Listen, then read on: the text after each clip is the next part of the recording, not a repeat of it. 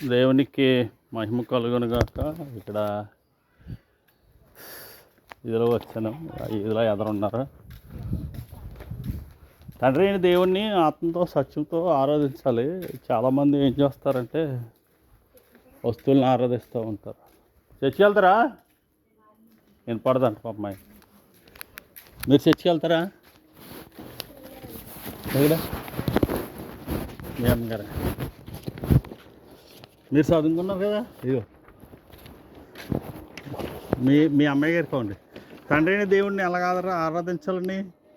ఆత్మతో సత్యంతో ఆరాధించాలి.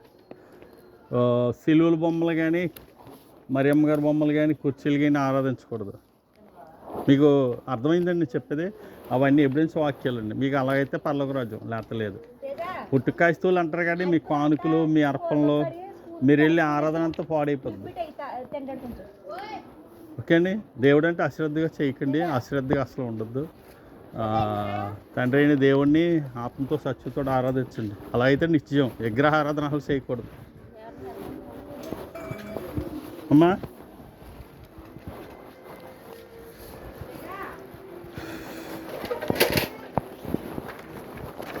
దేవునికి మహిమ కలిగిన కాక. ఏంటంటే చెప్పరు బోధకులు, కానుకల గురించి చూస్తారు కానీ తప్ప ఆరాధన ఎలా చేయాలో చెప్పరు. చెప్తే మళ్ళీ వాళ్ళకి కానుకలు రావన్నా మరి ఏంటో, మరి కానుకలు రావని వ్యాపారం బిగినెస్ నడదని. అమ్మా ఇదిగో, తండ్రి అయిన దేవుని ఆత్మతో సత్యంతో ఆరాధించండి. విగ్రహ ఆరాధనగా చేయకండి. విగ్రహ ఆరాధనగా చేయొచ్చా? యేసుక్రీస్తుని చేయకూడదు కదా. అవును కదా. ఎక్కడ ఉంటే అక్కడే ఉంటాడు ఆయన. ఇద్దరు ముగ్గురు ఎక్కడ ఉంటే అక్కడే ఉంటాడు. ఆత్మతో సత్యంతో తండ్రి అయిన దేవుణ్ణి ఆరాధించాలి. God bless you.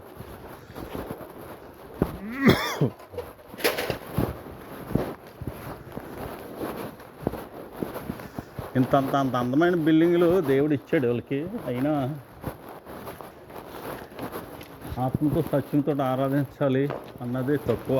వాక్యాలు చదివిన వాళ్ళకి తెలుస్తాయి, చదవని వాళ్ళకి తెలియదు కదా.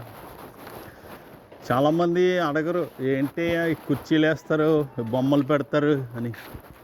ఎందుకంటే అడిగితే మళ్ళీ వాళ్ళకి నిట్టూరం వస్తుందని భయం.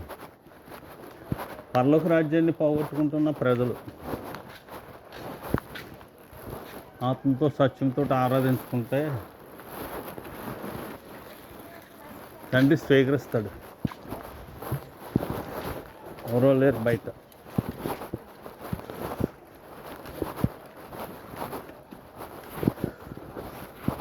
అబ్రహాము దేవా, ఇస్సాకు దేవా, మీకే మా స్తుతి ఆరాధన.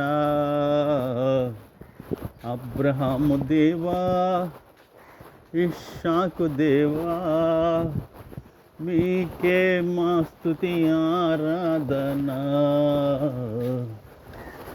మీకే మా స్తుతి ఆరాధన. యాకోబు దేవా, ఇశ్రాయేలు దేవా, మీకే మా స్తుతి ఆరాధన. దేవునికి మహిమ కలుగును గాక. ఆమేన్. బ్రదర్ గారు, మీరు డ్యూటీకి వెళ్తారు. తండ్రి అయిన దేవుణ్ణి ఆత్మతో సత్యంతో ఆరాధించాలి. ఇప్పుడు అక్కడ బొమ్మలు పెట్టారు కదా, ఆ బొమ్మలు మిమ్మల్ని రక్షించవు. మీకు సొందు సోల ఈది సోల అవి కాపాడు. వాక్యం పెట్టు, సాతాను ఎగిరిపోద్ది. నీ ఈరోజు కట్ట మిత్రుడిగా మారుతాడు.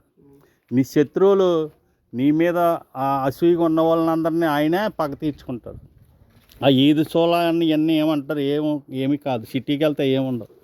అందుకేంటంటే ఆత్మతో సత్యంతో తండ్రిని ఆరాధించండి. నా స్వార్థ ఇది. క్రైస్తవులుగా ఉండి విగ్రహ ఆరాధన చేసేస్తున్నారు. విగ్రహ ఆరాధన ఆయనకి విరోధం.